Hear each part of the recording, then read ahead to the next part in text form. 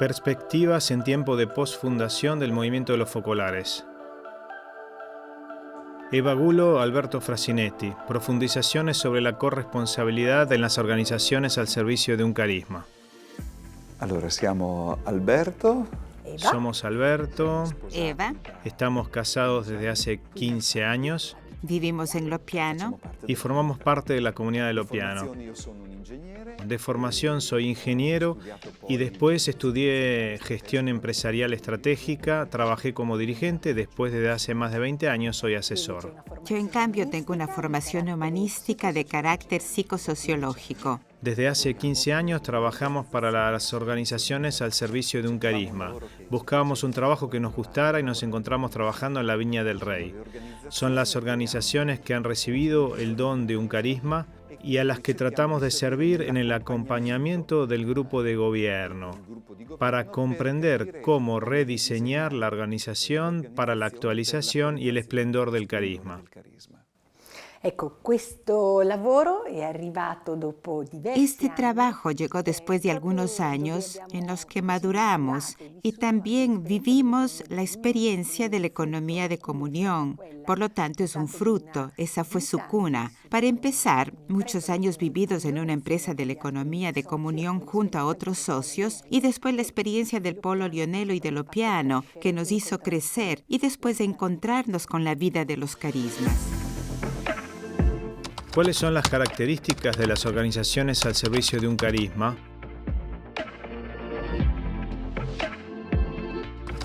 ¿El movimiento de los focolares puede definirse tal?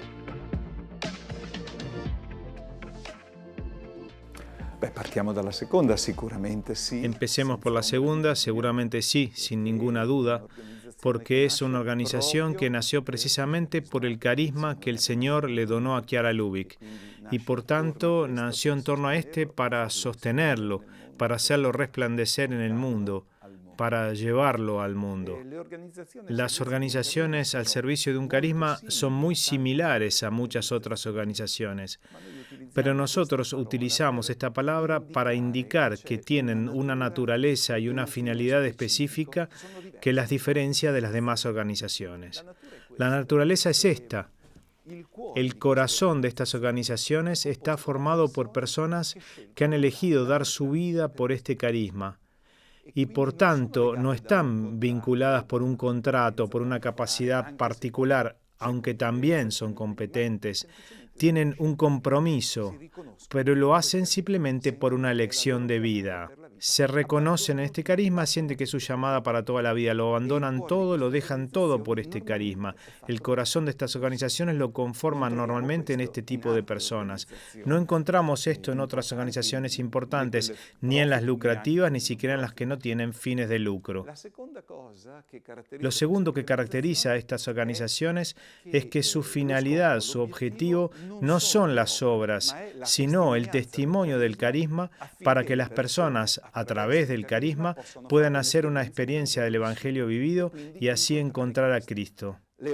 Las obras que tienen, y que algunas de ellas son muy importantes, hablamos de hospitales, clínicas, escuelas y obras sociales enormes, están todas en función del esplendor y la difusión del carisma.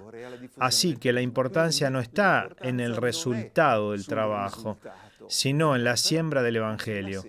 Esto genera una cultura organizativa especial. Es decir, no podemos imaginar que en esta cultura organizativa se tomen modelos o figuras de otras culturas organizativas y se incluyan tal cual, porque hay que respetar esta naturaleza y esta finalidad.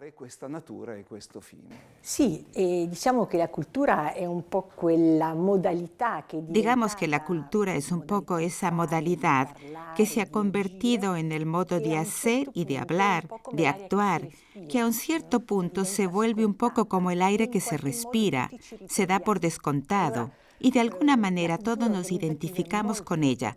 Por eso la cultura organizativa es muy importante también para identificarnos, darnos una pertenencia, una identidad. Y estas organizaciones tienen características específicas que nosotros redescubrimos en su cultura organizativa y que para cambiarlas se necesita tiempo, una atención, o un cuidado específico. Y seguramente es un elemento muy importante sobre el que hay que reflexionar para un cambio y para una transformación. Entonces, después de la muerte del fundador o de la fundadora, se requiere un cambio. ¿Cómo hacerlo permaneciendo fieles al carisma originario? Cuando un carisma arriva sulla terra, Cuando un carisma llega a la tierra, por tanto, cuando el fundador está vivo, tenemos la coexistencia de dos realidades, el carisma fundacional y aquellos dones que el Señor da al fundador para lograr poner en práctica, encarnar, aterrizar este carisma en la tierra. El día después de que el fundador vuelve a la casa del Padre, también regresan con él a la casa del Padre todos esos dones y solo queda el carisma de fundación. Pero ese carisma fundacional no se entrega a la superiora general de turno, al presidente de turno o al consejo de turno. Se entrega a la comunión de los discípulos, porque cada discípulo es una persona que tiene dentro de sí un pedacito del carisma que encontró cuando lo conoció. Por lo tanto, cada uno es también portador y constructor. Y en nuestra opinión es importante utilizar esta palabra discípulo, es decir, aquel que en su corazón ha hecho una elección, Salmo 83, dichoso el que decide en su corazón el santo viaje. En este sentido, los discípulos son estos, los que se han reencontrado, se han visto en el carisma y ahora reciben el don del carisma de fundación. Pero mientras el fundador vivía, el objetivo de los discípulos era seguir, secundar, era el seguimiento. El día después de que el fundador regresa a la casa del Padre, el objetivo ya no es este seguimiento, sino la comunión que debe ser capaz de comprender cómo se actualiza ese carisma fundacional en el momento presente y para el futuro. Por lo tanto, es la comunión de los discípulos la que recibe el carisma, es la comunión de los discípulos la que puede comprender cómo actualizarlo y cómo hacerlo brillar en el futuro. Y para ello hay que construir mucho sobre esta realidad. Tenemos que basarnos en ella para construir el futuro. Sí, e questo tema della comunione dei discepoli. Es este tema de la comunión de los discípulos el que nos llama hoy con fuerza a un periodo diferente, que no tenemos ninguna posibilidad de copiar, porque realmente tenemos que crearlo, construirlo. Por eso, la primera pregunta que debemos repetirnos es, ¿pero somos conscientes de ello? ¿Somos conscientes de que ese don del carisma recibido por el fundador ha llegado hoy y está también en nosotros? Y de esta conciencia surge la responsabilidad que de alguna manera después da la posibilidad de construir una corresponsabilidad. Sabemos lo importante que es en este momento para cada uno de nosotros una atención también al crecimiento personal, al cuidado de la oración, de nuestra vida y también de la espiritualidad, pero que luego se traduce en esa corresponsabilidad que hay que construir cuidando las relaciones, el espacio, el tiempo, los lugares donde sentimos que el pensamiento del otro es tan importante como el mío. Y entonces a veces se me pedirá que me atreva a hablar, que me atreva a dar algo que siento dentro. A veces tendré que callar verdaderamente para dejar aún más espacio, con una escucha profunda, de lo que está sucediendo a mi alrededor, a mi lado, y que estamos construyendo juntos, sobre todo para comprender hasta el fondo si eso es un elemento que permanece y debe permanecer o no. Se trata de un discernimiento. Esta corresponsabilidad la sentimos por el tema de la sinodalidad de la Iglesia, que nos llama a caminar juntos de una manera cada vez más activa y al mismo tiempo muy, se puede decir, capaz de tomar conciencia, por lo cual capaz también de actuar de muchas maneras. Un ejemplo concreto que me hizo pensar mucho. Muy a menudo en el proceso de la toma de decisiones, que a veces también juntos, muchas veces sabemos que tenemos que perder tal vez nuestra idea.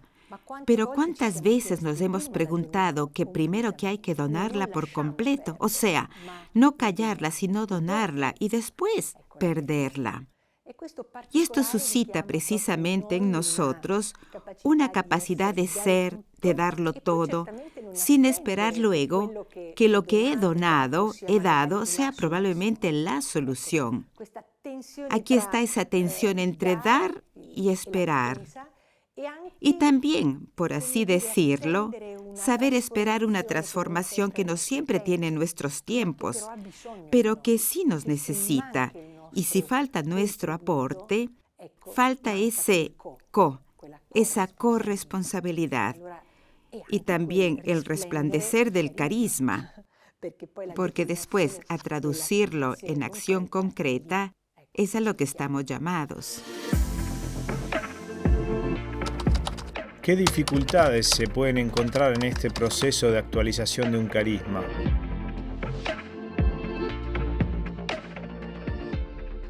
Partirei proprio da questa parola, attualizzazione del carisma. Yo partiría precisamente de esta palabra, actualización del carisma. Hay una cuestión muy importante, por ejemplo, en el momento en el que el fundador ya no está, la comunidad redescubre, por ejemplo, la dimensión del tiempo, porque el tiempo en el que se vive con el fundador es un tiempo eterno, en el sentido, se está en el paraíso, se está en la luz del carisma junto con el fundador y por lo tanto se está más preocupado de difundir, si se quiere, citando la Evangelii Gaudium del Papa Francisco, y de ocupar espacios que de pensar en el tiempo, porque se está ya con la luz que viene del Señor, que viene de Dios.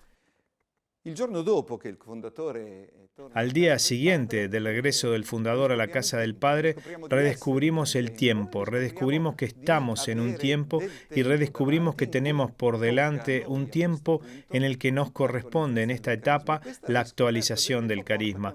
Y este redescubrimiento del tiempo trae consigo una serie de problemas. ¿Cómo nos organizamos? ¿Qué priorizamos? ¿Tenemos dificultades? ¿Cómo las gestionamos? Etcétera.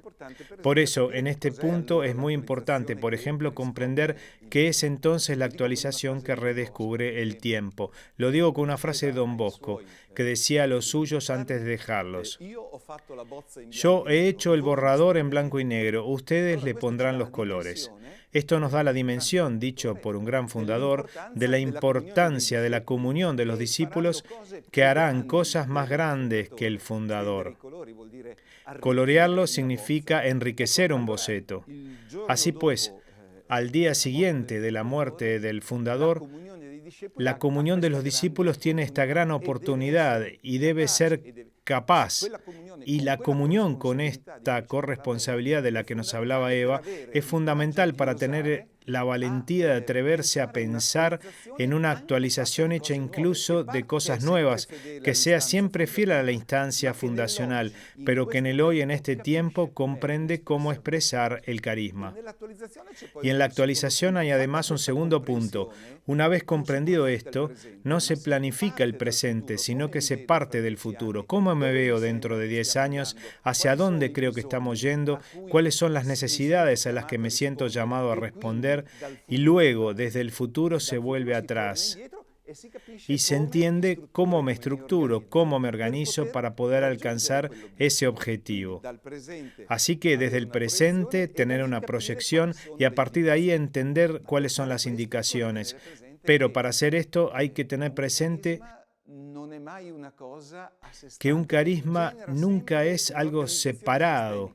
Siempre genera una organización sistémica, digamos así, que debe tener en cuenta a la vez al menos 3 cosas, como si tuviéramos una mesa con 3 patas. Sin duda tenemos que considerar la sostenibilidad carismática, la visión carismática, es decir, cuál es la perspectiva que la comunidad de discípulos ve para los próximos 10 años. Sin duda tenemos que tener presente cuál es la visión y la perspectiva económica, porque debemos disponer de los recursos que no son solo el dinero, compañeros, sino también las personas. Así que debemos tener las fuerzas necesarias para poder poner en práctica esa visión carismática. Pero también hay que tener presente la comunidad, las personas, las relaciones entre ellas, porque el carisma vive de estas cosas. Entonces, ¿cuál es la visión sobre las relaciones dentro del carisma, las relaciones de la comunidad? Entonces, ¿estas tres cosas sirven para planificar un futuro? No, para comprender cómo caminar, comprender hacia dónde ir dependiendo de lo que sienta la comunión de los discípulos para un único objetivo, hacer resplandecer el carisma. Sí, questo è un bellissimo processo che... Y sí, se trata de un hermoso proceso que requiere sobre todo un punto, la tolerancia de las diferencias para acoger la diversidad y amarla. Es un proceso doloroso porque las diferencias son a veces generacionales, son de culturas, de caracteres. A veces también crean tensiones, cansancio, esfuerzo.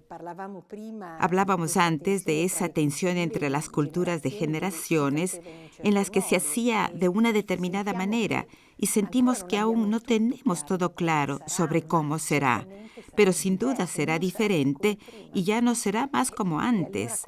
Entonces, ¿cómo dar espacio? Se trata de un proceso que nos exige constantemente negociar, escuchar profundamente, comunicar realmente hasta el fondo. Afrontar. Quizás la palabra que más caracteriza este periodo de transición no sea tanto la certeza de las soluciones, sino la certeza de que estamos en camino para afrontarlo juntos, con corresponsabilidad. Y así los procesos en las tomas de decisiones, los momentos de verificación, aunque nos planteen dificultades, sabemos que los atravesamos, los habitamos con la idea de que tal vez mi idea no será la solución, sino que será la nuestra. Aceptaré la del otro y se convertirá en la nuestra, aunque sea diferente, porque me sentiré partícipe, involucrada, y también se darán las condiciones que lo permitirán. Por tanto, la posibilidad, como decíamos, de espacios, de lugares, de escucha, y también de afrontar el conflicto desde una perspectiva constructiva, desde una perspectiva evolutiva. Así pues, afrontar, tener la conciencia de que se necesita a cada uno y a todos para caminar juntos e intentar reconocer que estos colores los descubriremos juntos en este camino. In questa strada.